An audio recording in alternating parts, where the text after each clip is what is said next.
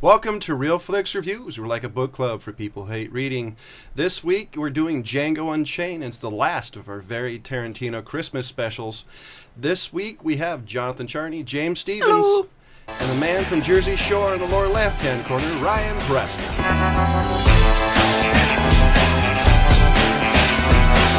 This week, it's a movie all three of us have been wanting to see, is Django Unchained. So which one of you has the IMDb very short description?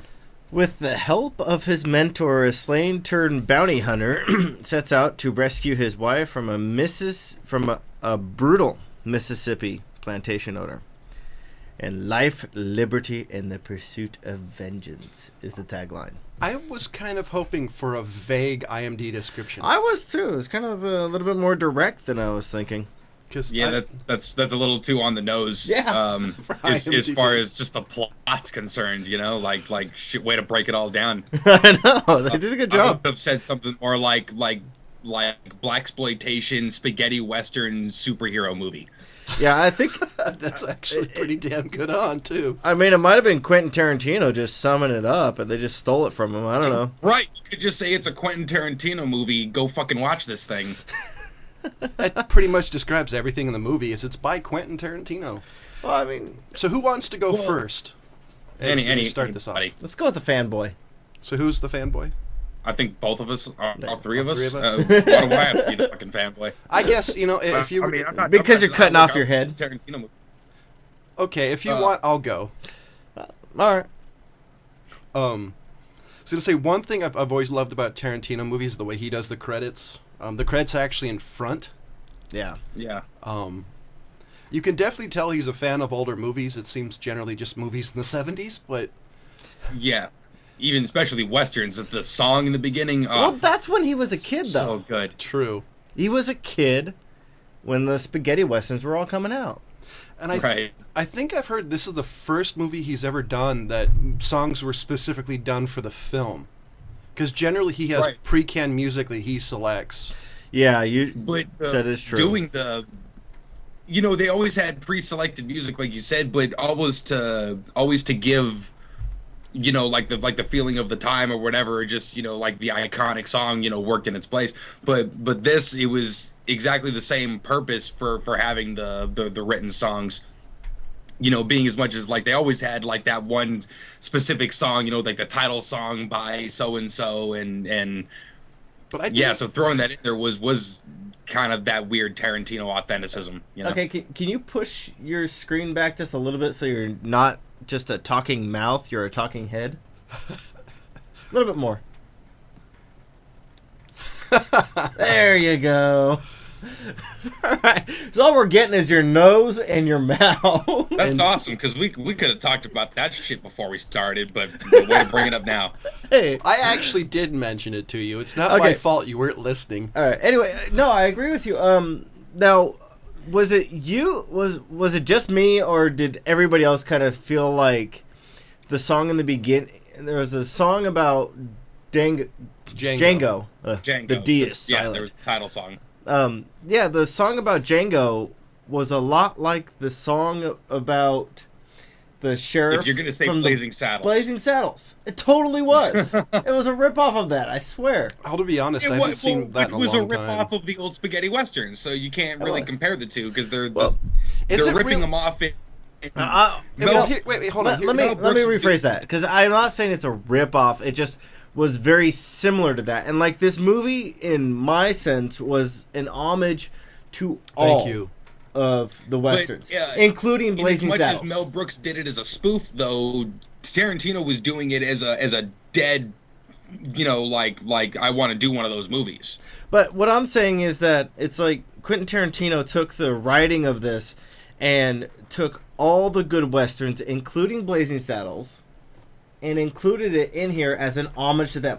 Not as a disrespectful thing, but as... I agree with you, though. I did think of Blazing Saddles when I heard the song. Yeah, it totally was. Something about the guy's voice. I was half expecting him to, like, roll up and there's a guy in the middle of the desert playing a piano. Well, I was waiting for the crack of the whip in the song.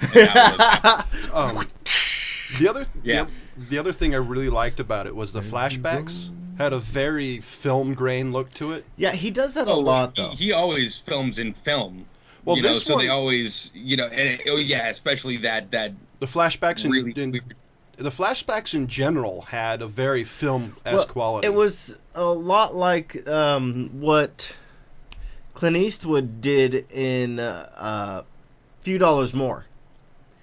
And that one, right. when the bounty hunters in there were going back to why he was carrying around the watch and all that stuff, a lot of that was very grainy, very filmed very, very rough.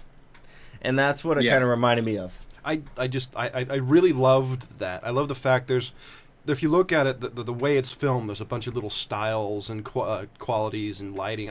Overall, I think it's cool. Yeah. But I mean that's Tarantino. We're all just discussing stuff about Tarantino. But how'd you like the movie? What'd you think? Yeah, well, I've got more points. Well, that's what I'm saying. It's on you. It's not. The other question is, I really want to know, why did he see Django see his wife everywhere? That was the one thing I didn't quite.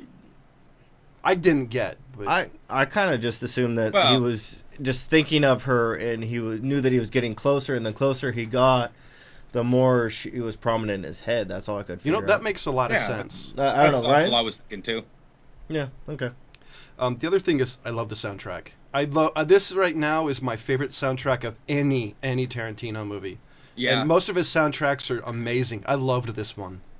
Even the rap to me fit. I agree that all of it fit. It's just I didn't think this was one of his better soundtracks. I thought it was great. I just didn't think it was one of his better ones. It fit extremely perfectly with the movie. Like as far as that's concerned, you just didn't like the soundtrack. Like you wouldn't buy the soundtrack. Is that what you're saying? Yeah, that's where I'm going with it. I'm totally buying the soundtrack. I'm saying I disagree. I'm not gonna go buy the soundtrack, but I didn't dislike it, is what I'm saying. I thought it fit with the movie. I just wasn't a big fan.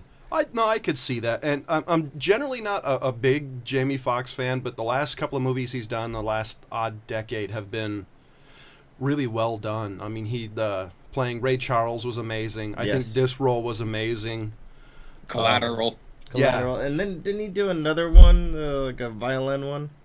Oh yeah, he was like a hobo violin player. Yeah, I'm trying to think of it. I haven't seen that one. I have, and that was a really good one. I'm trying to I'm pulling up the name right now. But overall, I liked the movie. Law Abiding Citizen was good too.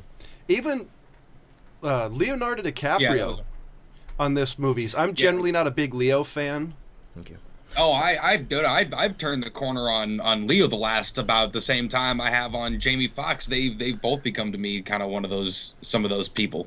And for those of you that may be wondering, it was The Soloist that did the violence. Yes. Yeah, I agree. Leonardo has really turned his career around. I think he has. I mean, he finally got away from the girl drama stuff that he was doing for a while. I think the one thing, I think this movie was watching a bunch of information about it. He actually brought some stuff to the role that apparently even Quentin never thought of. Was I forgot what it's called, but it's about the skull, the way the skull works. It's I forgot what it's called. You know what I'm talking about. Yeah, I can't think of it either. His little anatomy lesson. Yeah. Yes. Yeah, that was all Leo Leonardo. I just everything about the movie I really liked. Yeah, I thought it was really well done. Ryan. Yeah, your turn.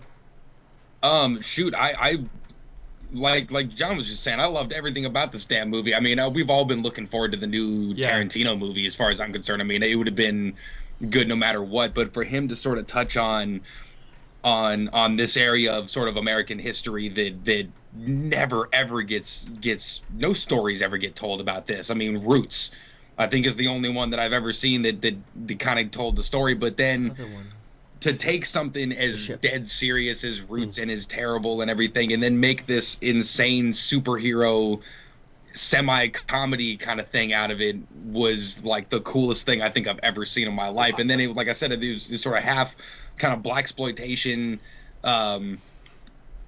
like meat spaghetti western kind of thing. It was, it's a really, really awesome mix, and then coupled with just the best performances in the world, by people like Christoph Waltz and totally. Sam Jackson.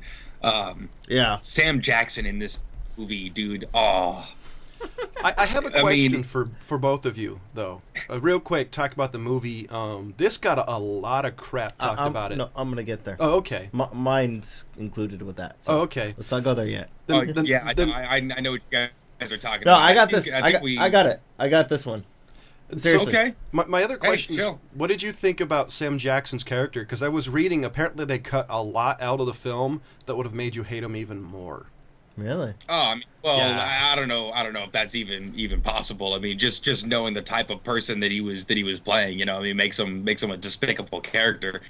But see, that was going to be my point is how pronounced Tarantino's characters always are. You know what I mean? Like I was looking at a handful of the interviews that he did about with things, some of the press tours, and he was saying how easy it is for him to be writing a movie and for Sam Jackson or Christoph Waltz or some of his key players to just flow out of his pen, like writing parts for him that he doesn't even originally intend for them to be playing.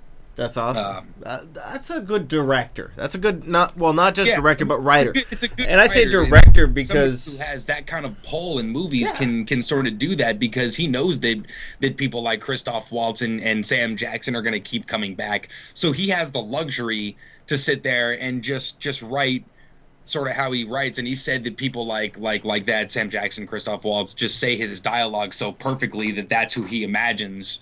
Yeah. You know, like as being the parts. And he's one of the few directors that, like I said, has the luxury of being able to then get those people that he's writing for. Yeah. Well, that's one of the good things about Quentin, and why I said instead of just writer initially, I said director, because the director should know his cast. He should know how the cast works, how they act, and be able to play to their strengths and get them to pull out what his vision is. And now the writer, the great thing about him is he also writes too, so he knows he these wrote guys. it long before. Yeah, he knows his material better than anybody, so he has an idea of the type of person, the reading, the acting he wants to fit the character. Yeah. So he has the luxury of being able to pick a person that's spot on for the role.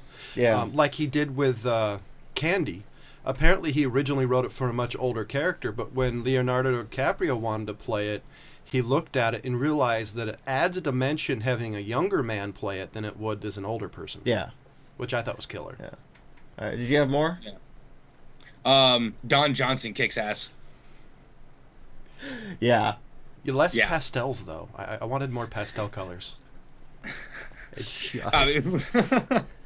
Django's suit wasn't good enough. Oh, my God. That was like the funniest thing. Superhero costume I think I've ever seen. I want to know where the hell he found that suit. I love the girl. I love the girl. Wait, so you're free and you chose to wear that? I love that it's the exact opposite of what he was always, what his character was used to. You know what I'm saying? You go from the shittiest clothes covered in mud and dark and dead colors and everything, and then you see this bright blue, like crushed velvet, like, Austin Powers suit right there. And that just, that's like the opposite of what you're used to. I would have picked the damn thing too. Dude, that suit's so bright you could probably see it from space. It was. But the thing that you said is dead on, is because that's one of the things that I'm sure somebody who became free and had the limited resources to go with whatever they wanted, right, would do, because they don't know. They don't know what it's like to be in that. To have their choice of whatever they want. You can see him sort of take advantage of a couple of those situations in there, just by virtue of the fact that, like, who the hell else kind of gets to do this? Like, I'm gonna sort of like wow, this is crazy. What's this like? Yeah. It's weird watching a movie that kind of funny and entertaining, and then also be hit with sort of the realism of what was going on, sort of in the background, and is the setting of this entire movie. That was a bizarre sort of movie going experience, and I guess it's one that I've sort of learned to accept with Tarantino, him taking you on this weird adventure journey. I think that's one of his strong suits, actually. Sort of existentially. Yeah. But watching this one was interesting, to say the least. Just again, with that weird part of American history that nobody really talks about, and then showing the certain parts. What's her name? Washington. What's the woman's name? Played Django's wife. Got it here somewhere. Kara something. I can't recall. I don't have it right with me. Because I can't remember her name, but this woman has to get like an Oscar for what she did. Yeah. Broomhilda. It's Kerry Washington. Yes, Kerry. She really deserves like all kinds of awards and whatnot for what she did in a couple of those scenes. I know you guys know which ones I'm talking about. What's his name? Walter Goggins, as James and I really like from Justified. I like was in this damn and freaking played an amazing character in it. Yeah, I think he's getting typecasted though. He is. He seems like he's playing the same dirty roles. redneck. Southern actor. I know. He's a Southern actor. I don't know how much more he really wants to do other than being a Southern actor. I don't think he wants to do anything else but be a Southern actor, to be honest. Which is good. Really good point.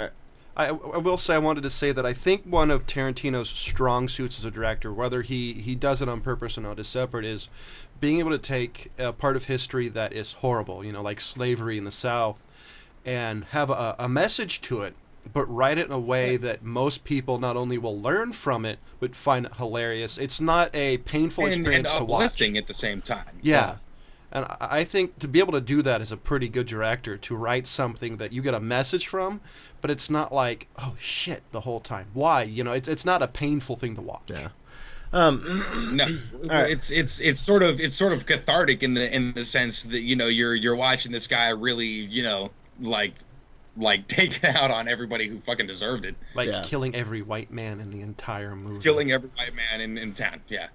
Yeah. So I I agree with you guys on a lot of points. I think the way that Quentin Tarantino did a lot of the scene changes was really well done. I like the fact that he took little subtitles as like 6 months into winter, and then they come down from the mountain and they go to MISS. Yeah. And it was so big that you could put one letter on the screen at a time. Yeah. Right. Now, I thought that was really well done. That was something that a lot of people wouldn't have put that much thought into. And this was the first movie that wasn't edited by Sally Menke, right? Yeah. Because she died, I think, before the film was being made. She died before they made the movies. But whoever was the editor, I don't have it in front of me. But whoever was the editor in this did such an kind of an homage to Sally Menke as far as the editing style in it. It was so perfect, Yeah, so it was exactly what you would expect. I think that was really well done, and like we've said, I really do like so Jamie Foxx. I thought his acting in this was really well done. Though, granted, I saw more of Jamie Foxx than I ever needed to see in my entire life. I second that thought. Yeah, I don't know. I don't even want to know if prosthetics or whatever. I don't even want to know about. So that the motion was passed. We've all seen more of Jamie Foxx than we ever cared. Exactly. Ever wanted to. Now, as far as everything else, I think it was really well done. I like the fact that he even brought realism to like the KKK when they're all standing there, sitting on their horses. Like, I love that scene. What's up? These masks, I can't see anything. The whole bag thing. Yeah. That was such a great scene. But then juxtaposed with what happened just before that scene, where you see him put the thing and the dynamite in the tooth, and then they come down the hill, see people falling off their horses because they can't see, but you don't know that yet. And they start kind of surrounding the place, and then it cuts to the whole discussion of the bags on the heads. And the whole time you're thinking, oh man, you guys are all screwed because of these fucking bags. Man. Yeah. This is exactly. This is one of my that's one of my favorite talks. It's right up there with Reservoir Dogs, The Reason I Don't Tip. It's right up there. Yeah, exactly. So I mean, there's a lot of a big dick conversation. Yeah, there's a lot of enjoyable things about this movie that you wouldn't expect, and then the fact that your screen's acting up, and then all the things like the training that he goes into to learn how to shoot. and all that. That was really well done too. I mean, because they took the whole winter and they went around and picked up a few people. And then the other scene that really sticks out in my mind is the Quentin Tarantino scene where he's an Australian. Now, sorry, so Quentin, funny. You have a bad Australian accent, but you know. But yes, but this is the argued as a Western Australian accent. You know, somebody who's from Australia but been in country for long enough to pick up some of this weird ass dialect. Yeah, but this is the longest scene I've ever seen him have. Besides, even in Reservoir Dogs, he didn't have. I don't think he had a longer scene than this. But yeah, no, I think this was his longest. The dialogue in Reservoir Dogs was longer than this. Quite a bit longer than the whole coffee scene. Except for Dusk Till Dawn. He had a longer scene on screen in Dusk Till Dawn. But that wasn't his movie. I mean, this was the only movie that he's been in of his movies in a long time that he's even made an appearance in. Yeah, so he had a really long role in here, and I just think that whole scene right there was really nice. And you're not sure if Jamie Foxx is going to kill them or not. I would have thought that was up in the air, but that was really well played to show that, you know, these characters develop, because he wouldn't have been able to pull this off, that whole thing of getting him to believe it, because he took all the knowledge that he had learned from from Schultz's character and brought it into there, and I thought that was really well done to see the development of the change that he's made from being a slave into there, and I think that was a very pinnacle scene.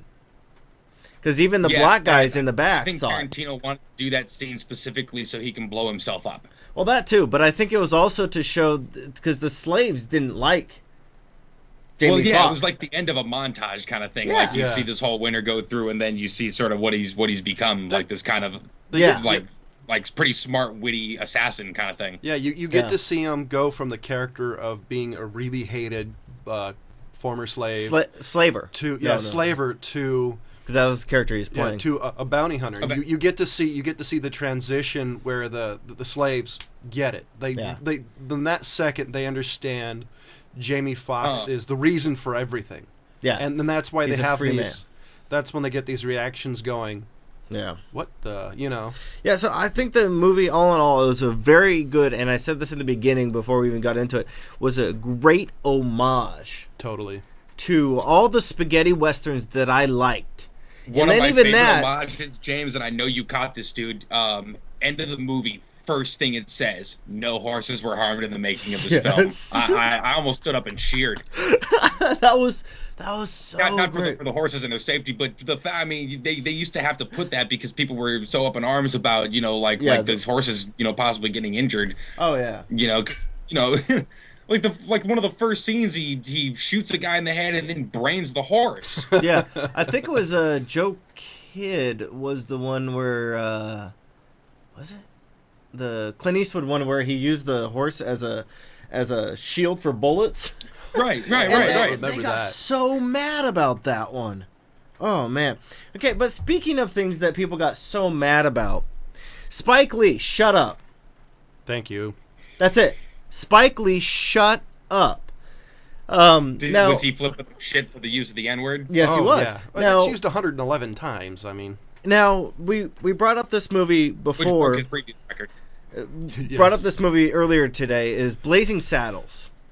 Now, when Mel Brooks got finished writing the script for Blazing Saddles, he sent it to Richard Pryor to see what he would have against it. Hold on. Hold on, let me finish.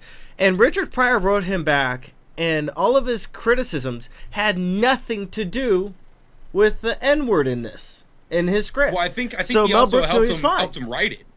Who, Richard Pryor? Yeah. Right. Well, no, he didn't. He helped in the end with the criticisms, but when Mel Brooks finished writing it, he had so many N-words in there that he was so worried about it that he sent it to Richard Pryor to see what Richard Pryor thought about it. And Richard Pryor gave him a list of things, but nothing in there was against the racism in it. Because of it was the time. Now, I did notice that Quentin Tarantino didn't say nigger to him at all. He said black. When he said, what's up, white? What's up, black? Well, you know the reason I thought that was kind of funny, but, you know, I mean, the criticism for that is way uncalled for. It was a different time. Well, it was indicative of the time. I look, with that kind of thing, there's a bunch of little interviews with him. I think we linked to one of them on our Facebook page. Yeah, we did. The couple. Yeah. But there's, his whole little conversation with Sidney Poitier or whatever the hell like that. But you either have to do it or you don't do it at all. Like, and it's one of those things that kind of authenticism is the only way to get across that kind of emotionality, that he's trying to get across. I mean, like the terribleness of what happened, and you either have to go all the way with it or you can't do it at all. And Tarantino's the other thing that I was going to bring up, I want to say something. I do say, even though I generally don't like. Well, I don't like Spike Lee at all. I hate his movies. I looked at him. He's never made a movie I liked personally, but he did have one monologue I liked. I do think that even though I do think the N-word was used a lot in the movie, I do think societally somebody had to say something. Whether I agree with it or not, something had to be said so the conversation continues. Just society, I don't even think that. I mean, Jamie Foxx. And I think it was almost the point of it to have these conversations after watching the movie, as much of a kind of a hero piece as it is. There is still that extra layer of like, damn, but there is that other thing like that is pretty messed up. Well, the thing that I'd point out is, who is the main actor in this movie? It was a black guy. Jamie Foxx. And I'm sure that if Jamie Foxx thought that it was an inappropriate use of that word, he wouldn't have done it. Well, and I respect. Yeah, I was saying Tarantino wouldn't have hired him at the same time, but then you have, everybody in the movie obviously understood what was going on, what story was trying to be told. Because look, you got 150 extras out there playing slaves in a field picking cotton with white dudes holding shotguns. Yeah. Everybody fucking understands what's going on. And they understand the motivation for it and everything. There's nothing that's misunderstood about intentions or anything like that. I think the benefit though is it's also a Tarantino movie. He's known for one, going over the top. I mean, that's one thing he's known for. Well, not even going over the top, but being able to tell a story in a way that people sort of understand. So exactly. I think it gave him sort of a pass on this thing. This movie was filmed in Louisiana. Yeah. On plantation that used to be a slave plantation. Yeah, like way back. Yeah, I can't remember the name of the town, but the whole time the cast is talking about just being around there and it being sort of like sacred ground that they were filming on. Everybody got it. Yeah, if you go to this film, you're expecting the fact that there's going to be slaves, there's going to be bad language, there's going to be mistreatment of people, and that's just what you're going to expect because that's the era that he is filming in. Exactly. Right. Now, I respect Jamie Foxx way more than I will ever respect Spike Lee. And, as far as looking at all the Spike Lee joints, the only one that he even has any redeeming thing in is 25th Hour, and that is only because Edward Norton delivered one of the best monologues ever in that movie. Well, it was a good movie. It was a good movie. It wasn't that good. The monologue was the good one. I'll be honest. I don't like Spike Lee. I don't so like automatically subtract points for it being a Spike Lee movie. I just don't like anything he says. Most of the time, the problem I have with him is what he says detracts from the film. Yes, to me personally. Well, that's the thing is he's like the Bono of filmmaking. He's always got this point that he wants to drive right into your head. And I love that. Well put. And as far as South Park is concerned, I'm sure he's got a lot of peanuts in him. Wow. Do you remember the Bono episode? Yeah. Wow. So here's the question, Ryan. What did you give this movie? Oh, shit, dude. That's the thing. I was thinking about that this morning. Because I've thought about this movie more since I left than I did spend time watching the movie. I want to go see this movie again right now just so I could kind of sit there and just experience that again. I was thinking like how the hell do I not give this movie something like a 5? Just even if I'm being a little biased towards the genre or something like that, like screw it, dude. That's like one of the coolest fucking movies I've ever seen, and made so much more of an impression to me than just kind of, oh, this is a cool movie. You know what I mean? So, yeah, this is definitely going to go down as one of his classic movies. So, totally of all time. So what'd you give it? Yeah, I think I have to give it a 5 because there's no reason why I shouldn't, Okay. as far as our scale's concerned. James? Well, I was kind of in the same boat with Ryan that, I was trying to figure out where I'm going to put this in this morning. And I was thinking, maybe if my ancestor heritage went back towards the slaves, I'd jump on it, giving a 5, instead of the Jews, jumping on, giving that one a 5. But, honestly, if I actually put some thought into this movie, there is, like Ryan said, there is absolutely 100% no reason not to. As far as our scale is concerned, this movie is a glowing 5.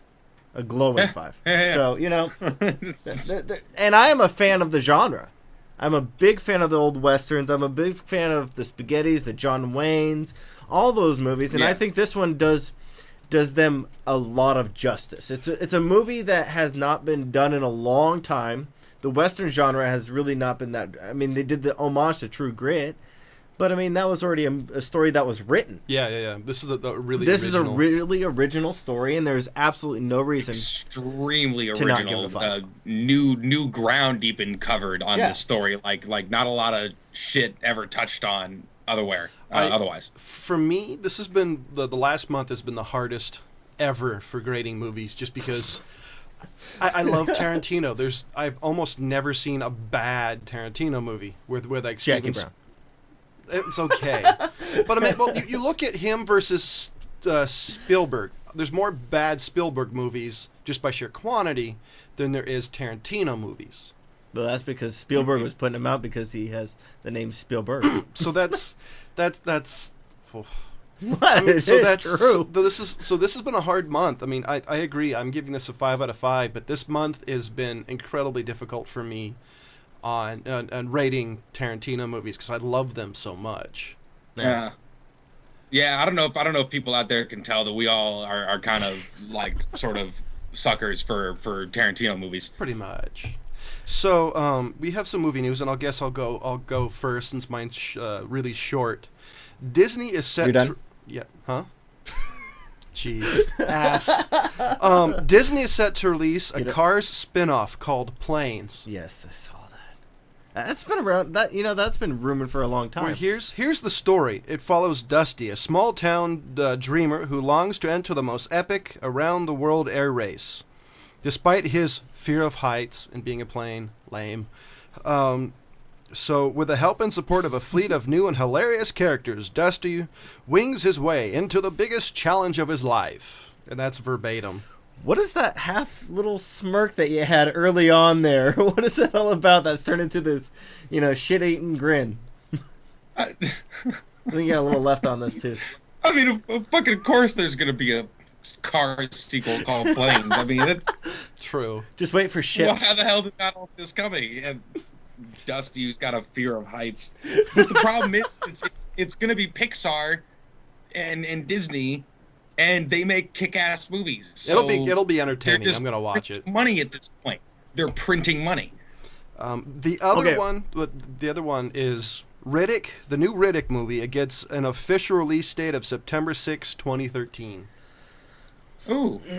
Okay. Sooner than I was expecting on that. Same here. Why didn't you just, instead of doing Planes, why didn't you just discuss Monsters University?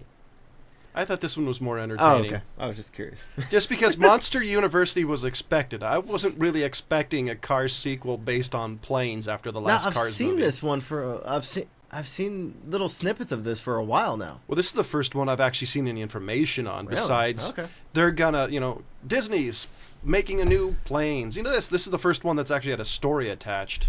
Okay. So anybody else? Ryan? I was just gonna bring up one quick thing. What was okay? Feelings of Martin Scorsese aside, we're all Departed fans, right here. Like the movie The Departed. I haven't seen most of it. I've seen parts of it. Wow. Okay. I could take it or leave it, to be honest. You know what James feels about Scorsese? No. Shit, okay. No. Once every couple of weeks, I'll throw this damn movie on. It's one of my favorite crime dramas of all time. Seriously, anyway. Aside from that, the guy who wrote it William Monahan is developing You've a got the crime leak. drama for Stars. He's doing a series for him. So I can taking mute him if place- you want. No, just let him go. I was trying to talk. You steamrolled him. Yeah, you totally just talked right over me, and I'm trying to finish my thought. But go on. It doesn't really matter what I feel about the go party ahead. because you're going to talk about it doesn't anyway. matter anymore since somebody fucking remembers what I was talking about. So what were you saying, James? No, let him go. Well, he's done, so talk, damn No, it. he was talking about that this guy was going to do writing for what?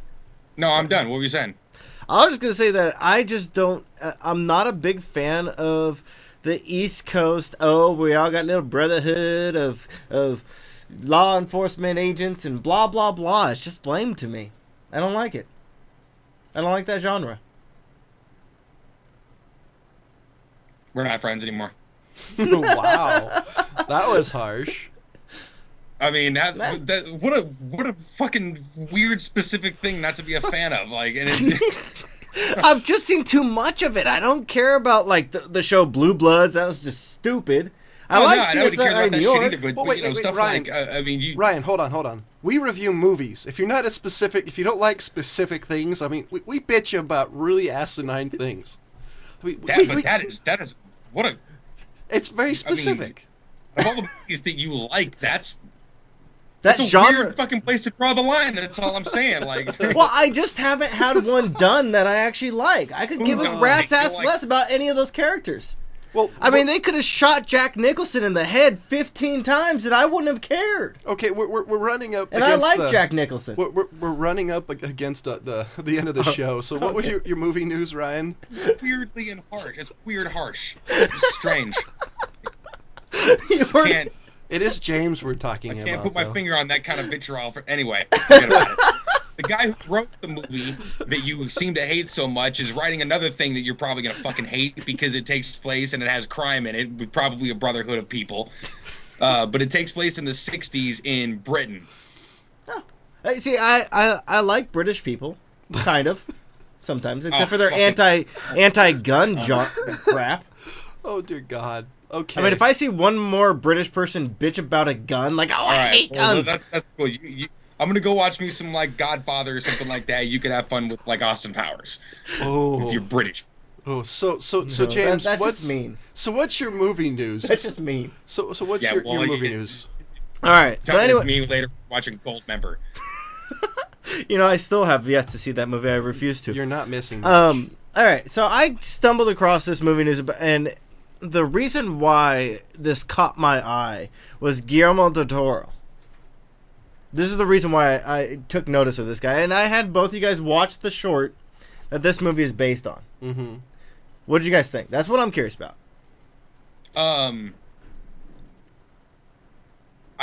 I mean, you know, it